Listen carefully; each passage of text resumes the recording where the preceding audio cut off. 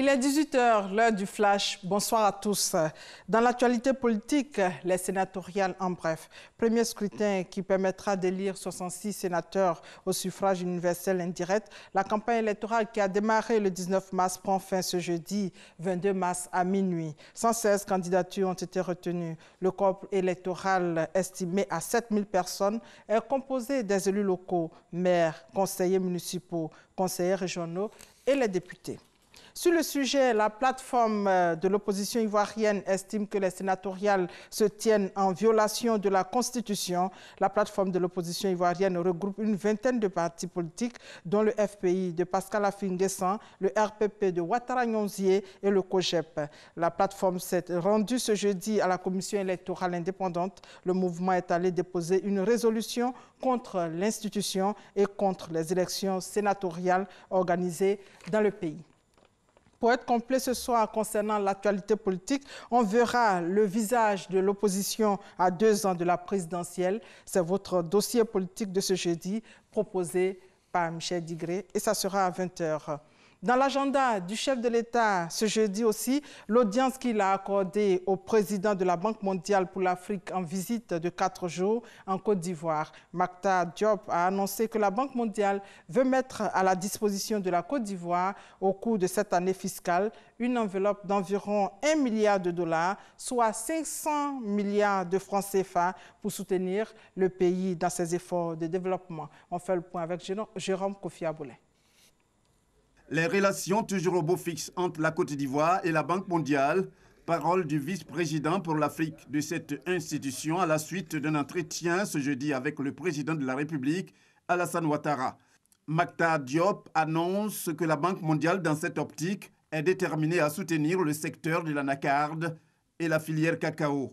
Il s'agit pour la banque de 2 projets importants à hauteur de 500 millions de dollars. Dans le domaine de l'agriculture, nous allons présenter au conseil d'administration de la Banque mondiale très bientôt un projet de 200 millions de dollars pour appuyer l'anacardier. C'est une production importante en Côte d'Ivoire qui permet de faire une diversification de la production agricole. Plus tard, au cours de l'année calendaire, nous présenterons un autre projet de 300 millions de dollars pour appuyer la filière cacao, qui, comme vous le savez, est une filière importante. Le vice-président de la Banque mondiale pour l'Afrique annonce aussi que le groupe mettra à la disposition de la Côte d'Ivoire au cours de cette année fiscale qui prend fin en juin prochain une enveloppe d'environ 1 milliard de dollars pour l'appuyer dans ses efforts de développement. Mactar Diop est en Côte d'Ivoire dans le cadre d'une visite officielle de 4 jours. Elle sera l'occasion pour lui de lancer l'initiative Sport pour le développement lors du lancement du championnat national du football féminin à Abidjan. Aujourd'hui, c'est la journée mondiale de l'eau. À cette occasion, le partenariat national de l'eau a organisé une rencontre avec les acteurs de l'eau.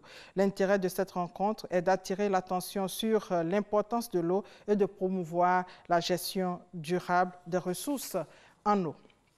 Hors de nos frontières, la présidence du Nigeria a confirmé hier la libération des filles enlevées le 19 février dernier à Dapchi, au nord du pays, par Boko Haram. C'est la traduction dans les faits d'une promesse faite il y a une semaine par Muhammadu Buhari. Ce sont au moins 106 filles qui ont été libérées. C'est un nouveau bilan. Mis en examen pour la 3e fois, Nicolas Sarkozy clame toujours son innocence.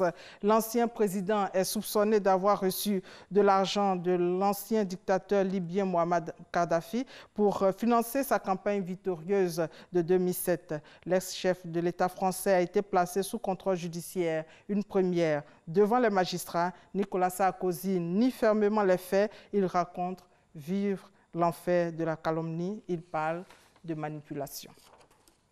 Toujours en France, cette première journée de mobilisation pour cheminots et fonctionnaires, ils défilent pour protester contre les réformes du gouvernement. La direction de la SNCF a annoncé un taux de 35,4% de grévistes. 40 000 personnes ont défilé à Paris, 400 000 dans l'ensemble de la France. Et voilà, c'est la fin de ce flash réalisé par Sophie Brou et Timothée Magbert. On se retrouve à 20 h, mais avant, votre info régionale. Merci de votre fidélité.